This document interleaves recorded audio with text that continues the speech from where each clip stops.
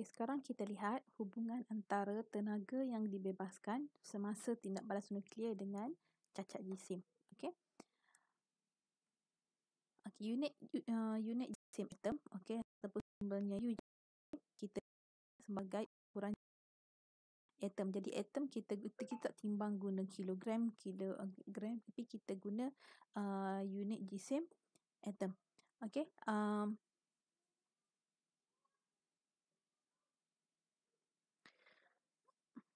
Okey, dia tak ukur dalam unit gram. Kita guna UJA sebab atom ni sangat kecil. Jadi kalau kita guna gram dengan kilogram memang sangat susah. Jadi kita guna unit jisim atom. Jadi apa itu UJA? UJA ini kita guna, okey, unit jisim atom kita guna dengan banding antara jisim dengan jisim atom. Unit jisim atom ini kita adalah perbandingan relatif jisim atom yang kita nak tahu dengan jisim atom satu karbon 12. Okey, kenapa kita guna karbon 12?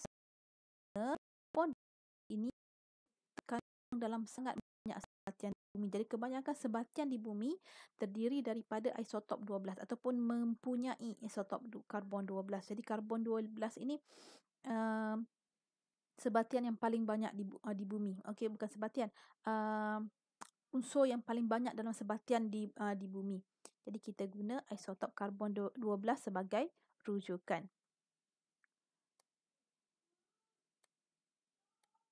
Okey. Jisim selepas reputan adalah kurang daripada jumlah jisim sebelum reputan. Jadi bila kita kira jisim selepas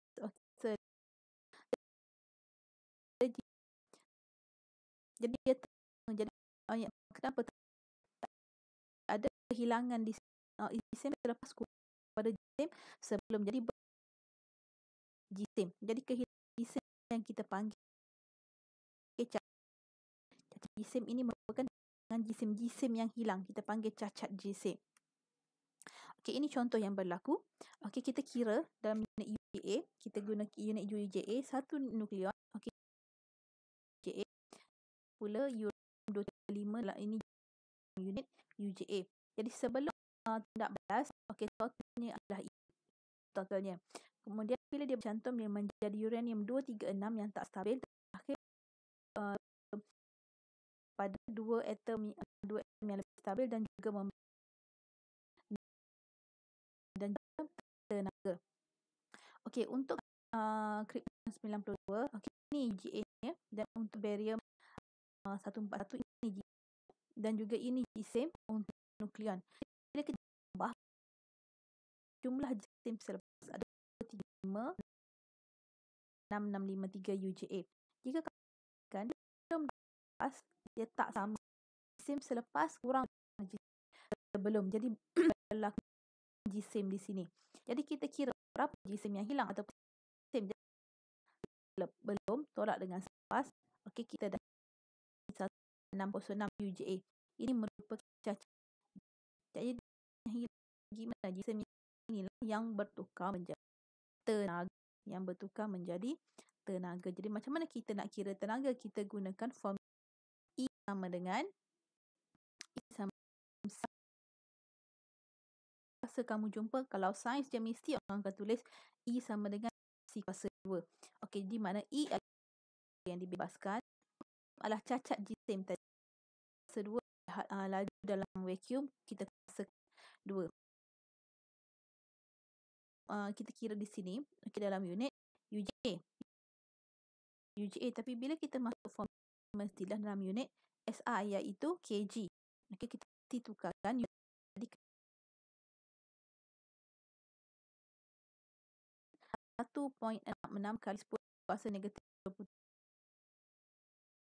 Okey, sangatlah kecil untuk satu UJA. Okey, jadi bila kita guna nuklear yang dihasilkan daripada proses reputan dan juga tindak balas nuklear. Okay.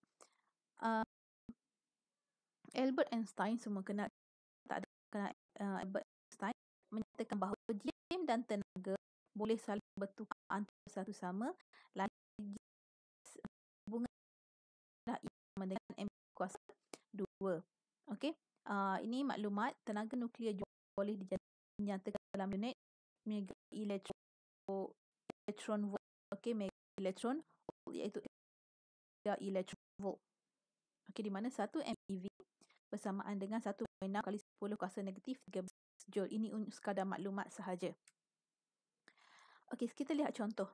Okey, menunjukkan rajah 22 yang memancarkan zarah alfa. Jadi radium 226 dapat menjadi radium 222 dan zarah alfa iaitu helium. Okey, diberi gisim radium adalah 2 gisim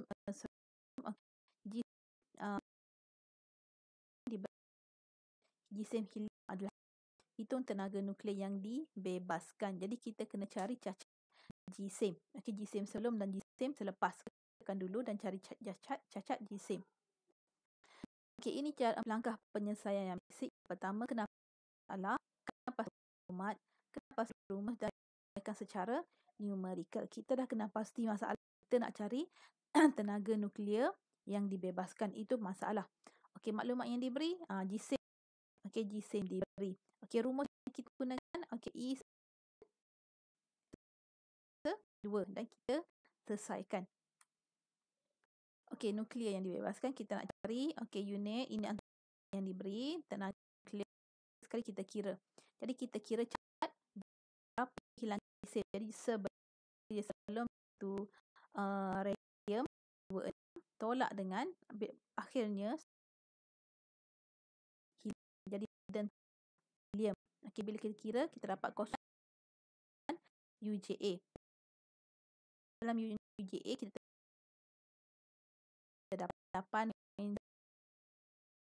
negatif 28 kg, kecil saja kan, negatif 28 kg, sangat kecil saja. Jadi bila kita masukkan dalam formula, E sama dengan MC kuasa 2, MC kuasa 2. Jadi ambil yang ini, okay, ambil yang ini tak di sini. Okey, dan C adalah sama, laju cahaya tetap sama di tempat mana pun laju cahaya tetap sama. Jadi 30 kuasa tekan 2 yang kita dapat 0.75 kali 10 kuasa negatif 11 joule. Ini untuk satu atom radium. Satu atom radium sahaja. Okey. Contoh yang kedua. Matahari merupakan sumber tenaga. Okey, dibagi persamaan. Okey, deuterium, tritium. Okey, bercantum ukuran nukleus helium dan dibebaskan tenaga. Diberi, okey, maklumat ditanya hitung tenaga yang bebas. Step yang pertama tenaga nuklear. Yang kedua pasti maklumat. Okey, ini maklumat yang diberikan, semua ini adalah maklumat yang diberikan. Yang ketiga, kenal pasti formula yang kita nak guna, kita boleh guna yang kedua. Okey, kemudian last sekali kita kira. Jadi yang pertama kita kena gisim. Kira gisim. Okey, ini okey, ini tambah dengan gisim. Okey, sama dengan gisim ni tambah gisim. Okey. Okey. Kita kira cacat gisim dulu, kita tolak. Okey, gisim sebelah sini dengan gisim dulu. Okey. Kita dapat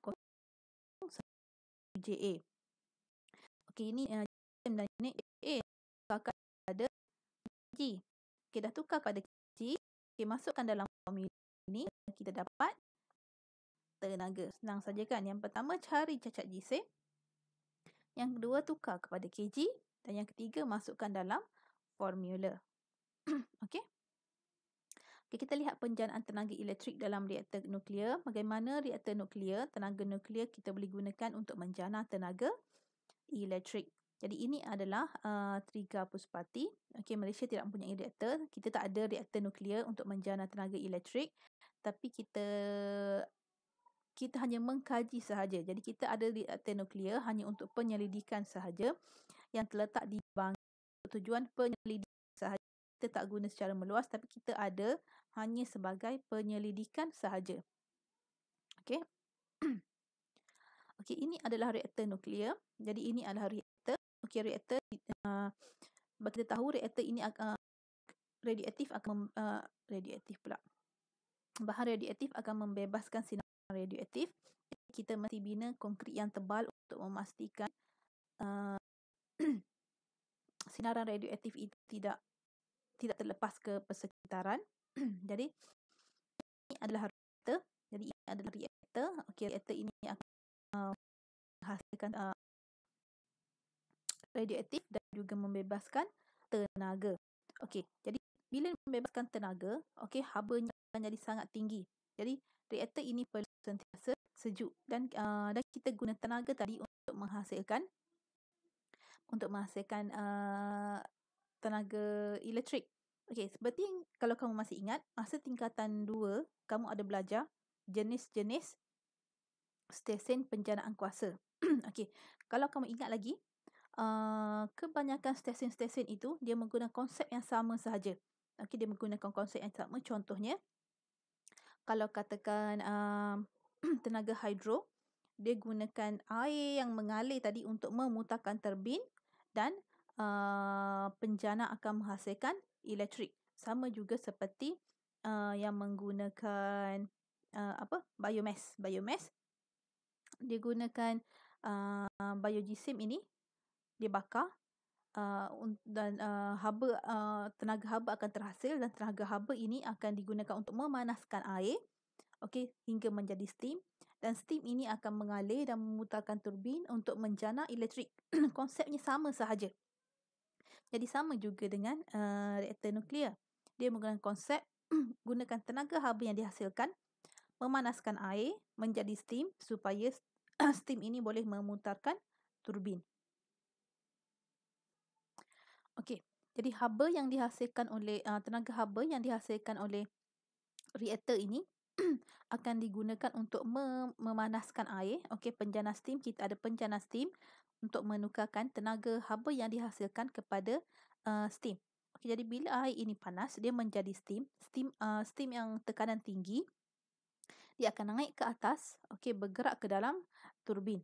Okey, dan turbin steam tadi akan memutarkan turbin, okey, akan memutarkan turbin yang disambung kepada penjana dan penjana akan menghasilkan tenaga elektrik. Jadi steam yang terkondensasi, okey, steam tadi bila dah memutarkan turbin, dia akan turun ke bawah, okey, akan turun, dan di sini pula kita panggil kondenser. Okey, kondenser untuk menukarkan steam tadi kepada air semula.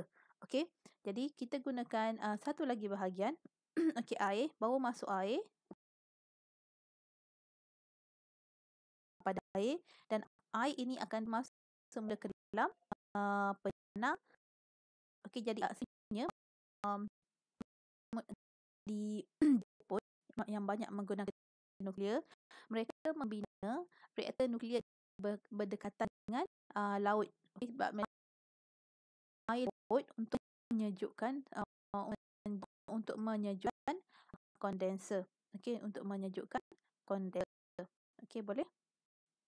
Jadi ada narasi kalau katakan kerosakan sistem kondenser ini boleh menyebabkan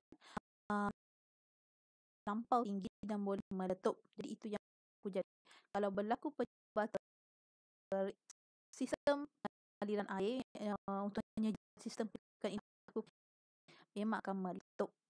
Okey. Okey, ini kita lihat struktur reaktor nuklear dan proses penjanaan tenaga elektrik. Okey, yang pertama, pembedahan nuklear uranium 235 dan tidak balas akan menghasilkan haba. Kemudian ke dalam tras reaktor bagi menyerap tenaga haba yang dihasilkan oleh pembedahan nukleus. Okey, pembedahan air akan menghasilkan steam bertekanan tinggi. Steam ini akan disalurkan ke turbin. Okey, pembedahan air yang untuk menghasilkan dan steam ini akan disalurkan ke turbin. Okey, turbin dipancarkan oleh steam yang bertekanan tinggi. Jadi turbin tadi diputarkan oleh steam yang bertekanan tinggi dan seterusnya memutarkan magnet yang ada dalam magnet bergerak ataupun yang bergerak kedua boleh. Yang penting berlaku pemotongan flux supaya dapat penjana tenaga elektrik. Jadi steam tersebut akan terkondensasi melalui air. Tenaga elektrik yang dijana akan dihantar ke penghantaran bekalan kuasa kepada pengguna. Okay, inilah yang berlaku. Dia sama seperti apa sahaja stesen penjana menggunakan konsep yang sama digunakan untuk memutarkan turbin. Okay, kita lihat tindak balas berantai. Tadi sudah terangkan juga sedikit. Jadi dalam reaktor nuklear, tindak balas pengolahan nuklear uranium 235 menghasilkan nukleus 3 yang berat pantas. Nukleus ini keadaan yang sangat dan juga besar. Neutron 3 neutron baru pula mengambil nukleus membebaskan neutron yang lebih banyak melalui pembelahan yang seterusnya. Makin lama makin banyak neutron yang berlaku dan makin banyak uranium dibedil dan makin banyak tenaga akan terhasil. Jadi kalau kita lihat semakin lama dia akan jadi semakin banyak. Semakin lama semakin banyak. Jadi ini yang kita panggil balas rantai. Okey, ini juga saya dah terangkan tadi bagaimana tindak balas berantai. Okey. Ini juga contoh. Okey, jadi bila kita ada reaktor nuklear, okey, kita perlu kawal. Kalau kita mesti kawal dalam trust reaktor nuklear ini, tindak balas yang berlaku, tindak balas berantai ini perlu kawal. Okey, kalau tak kawal apa jadi? Dia akan mungkin struktur binaan itu tidak mampu menampung tindak balas yang terlampau banyak. Dia tak boleh menampung. Dan juga ialah bila tenaga terlampau banyak, struktur itu mungkin tidak dapat menampung. Okey, dan mungkin akan berlaku kebocoran. Kalau berlaku kebocoran dan juga mungkin boleh meletup. Jadi apa yang kita boleh buat? Kita perlu kawal. Okey, kita boleh cuba kawal. Okey, kita boleh kawal. Macam mana nak kawal? Okey. Okey, ini adalah reaktor yang dalam itu, reaktor nuklear yang bahagian dalam. Okey, di satu-satu. Okey, ini adalah bahagian ciri-ciri keselamatan di mana kita punya dinda untuk samaran reaktif terlepas ke ada air sebagai action penju. Okey, dari tindak balas berantai untuk hasil dan memutar turbin. Okey, ini adalah kita nak kawal kadar tindak balas nuklear supaya tidak berlaku tindak balas yang sangat besar. Kita nak dalam kontrol yang dalam keadaan yang kita boleh kontrol. Okey, dia tidak terlampau banyak. Jadi apa yang kita buat? Apa yang dibuat kan rod pengaman ini bertindak untuk menyerap neutron berlebihan. Okey, dia digunakan untuk menyerap neutron yang berlebihan. Jadi kita nak setiap dalam satu masa itu berlaku tindak balas maksimumnya kita nak kawal. Okey. Jadi kalau ada berlebihan neutron, kita akan serap, kita akan keluarkan lebihan neutron. Okey. Kita bagi contohlah kita hanya nak 100 neutron sahaja yang ada dalam reaktor dalam satu masa. Sorry. Okey.